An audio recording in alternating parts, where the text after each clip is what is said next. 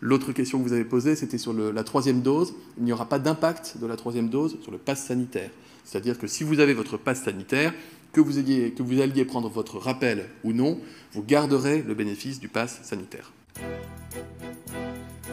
Porter un masque est parfaitement inutile à l'heure à laquelle je vous parle. Le port de ce type de masque par la population non malade et n'ayant pas voyagé dans les zones à risque n'est pas recommandé car son efficacité n'est pas démontrée. Aujourd'hui comme demain, je l'ai déjà dit, une personne asymptomatique qui se rend dans des lieux publics, qui se déplace en transport en commun, n'a pas à porter de masque.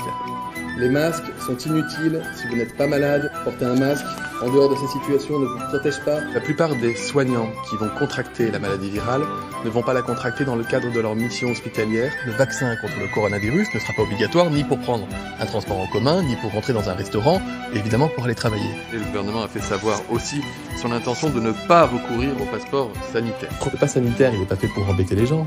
L'idée, c'est pas de fliquer les gens, c'est pas de les empêcher, c'est pas de les trier. Je suis contre ça, je suis contre le transhumanisme, je suis contre le pass sanitaire dans le resto. Je suis contre le pass sanitaire pour pousser ses gamins à l'école.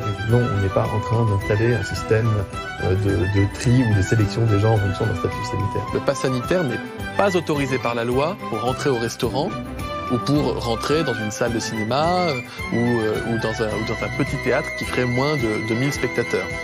Ce pass sanitaire ne saurait donc être prolongé au-delà de la date du 15 novembre. Le 15 novembre, ce n'est pas si loin et si nous pouvons nous en passer avant, évidemment, nous le ferons.